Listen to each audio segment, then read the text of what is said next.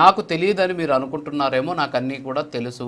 ఖచ్చితంగా ఒక ఆత్మగౌరవం కోసం, అంతేకాకుండా ఆ రోజు గౌరవం ఉంటుందనే ఉద్దేశంతో నేను చంద్రబాబుతో కలవడం జరిగింది.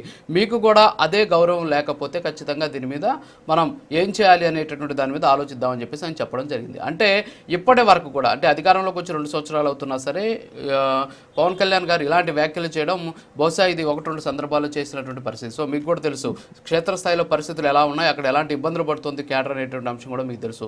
ఇప్పుడు క్యాడర్కి సంబంధించి ఇంత సమాయత్తమవుతూ ఉన్నటువంటి పరిస్థితులు ఎందుకు? అంటే రేపు రాబోయే స్థానిక సంస్థలకి మళ్ళీ సమాయత్తం చేసేటటువంటి ప్రయత్నమా, లేకపోతే పార్టీని అసలు అలాగే ఉంచేశారు, పార్టీలో ఉన్నటువంటి క్యాడర్ని ఎదగనివ్వట్లేదు అనేటటువంటి ఒక అపవాదుని తొలగించేటటువంటి ప్రయత్నమా? ఏమై ఉండొచ్చు? ముందుగా వచ్చే ఎలక్షన్ల కోసం సమాయత్తం చేయటం ఒకటండి. ఇంకోటి ఏంటంటే మీకు తెలుసు, చిన్న చిన్న ఫ్యామిలీలో కూడా చిన్న చిన్న పొరపచ్చాలు ఉంటాయి, చిన్న చిన్న గొడవలు ఉంటాయి. అది సహజంగా మాటలతో మనం సర్దుకుపోవాలి తప్ప ప్రతి దాన్ని బయటకు వచ్చి చెప్పుకోవాల్సినంత అవసరం లేదు. అలాగే మన జనసేన పార్టీ మనం మన ఎక్కడైతే తెలుగుదేశం వాళ్ళు గెలిచారో అక్కడ ఉన్న జన సైనికుల్ని మన వాళ్ళు సరిగా సపోర్ట్ చేయట్లేదని వాళ్ళకి మా వాళ్ళు జనసేన పార్టీ వాళ్ళు మద్దతు ప్రకటిస్తున్నా సరే పట్టించుకోవట్లేదు అనేది ఒక ఇది ఉందండి. కానీ అవన్నీ చిన్న అంటే మాటలతోనే అది సెట్ చేసుకోవాల్సిన ఇష్యూస్ తప్ప పెద్ద బయటకు వచ్చి చెప్పుకోవాల్సినంత పెద్ద ఇష్యూస్ ఏం కాదండి. మీరు చూశారు మొన్న మన రాజు గారు పిఠాపురంలో ఆయన ఇట్టానే దాన్ని చిన్నదాన్ని పెద్ద చేసి మీడియాకు రావటం వల్ల అతన్ని మార్చడం జరిగింది. అందువల్ల ఏదైనా మనం పార్టీ ముందుకెళ్లాలంటే ప్రజల సమస్యలని మన సమస్యలుగా చేసుకోవాలి తప్ప మన సమస్యల్ని ప్రజలకి చెప్పి దాన్ని ఏగి చేసుకుంటే మనకే ప్రాబ్లం అవుతుంది, మన పార్టీకే లాస్ అవుతుందని చెప్పి గట్టిగా చెప్పడం అండి. అయినప్పటికీ కూడా మీకు మీ యొక్క అవమానం జరిగిన చోట కొంత మచ్చుగా సర్దుకుపోండి. కానీ మిమ్మల్ని అవమానపరిచేట్టుగా నేను చెయ్యను, మీ వెనక నేనున్నాను. అలాంటి పరిస్థితి ఏమైనా వస్తే మేము మీతో పాటు ఉంటామని చెప్పి మన మీటింగ్లో చెప్పడం జరిగిందండి.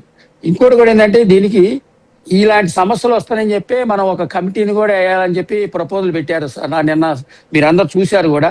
ముందు ఒక 30 కమిటీలు వేసేస్తాము. 30 కమిటీల్లో ఒక ట్రెజర్ ఉంటారు, ప్లస్ ఒక మన 5 కమిటీ మెంబర్స్ని వేస్తా ఉన్నారు. దాంట్లో కూడా ఏంటంటే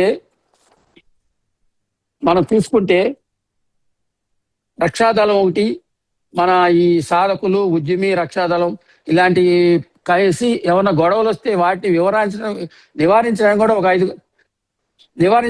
5 కమిటీ కూడా ఒకటి వేయటం జరుగుతుందని చెప్పడం జరిగిందండి.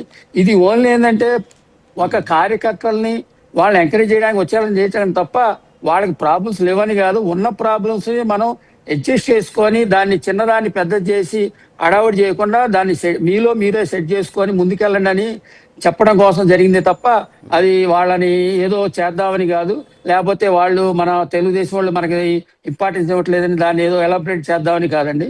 వీళ్ళకి ధైర్యాన్ని ఇవ్వటం, నేను మీతో ఉన్నాను, నేనున్నాను మీతో, మీకు ఎలాంటి ప్రాబ్లం లేదు, మీకు అవమానం జరుగుతుందంటే నేను తట్టుకోను, మీకు అవమానం జరిగితే అది నాకు కూడా జరిగినట్టు అని చెప్పి గట్టిగా సభాపరంగా చెప్పడం కోసం జరిగిందే తప్ప వేరే ఇష్యూ ఏం లేదండి.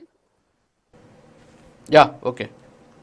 ఎస్, షేక్ మొయినుద్దీన్ గారు, గుడ్ మార్నింగ్ సార్. సో నేను పవన్ కళ్యాణ్ గారు మాట్లాడినటువంటి సందర్భంలో వైఎస్ఆర్ కాంగ్రెస్ పార్టీని కూడా కొంచెం టార్గెట్ చేసినటువంటి పరిస్థితి. సో ఆయన నిన్న అంటే చాలా మాట్లాడారు. ఆయన ఒక చిన్న బైట్ ఒకటి ప్లే చేస్తాను, అది ఒకసారి వినండి, విన్న తర్వాత మనం మాట్లాడదాం. పీసీఆర్ ఒకసారి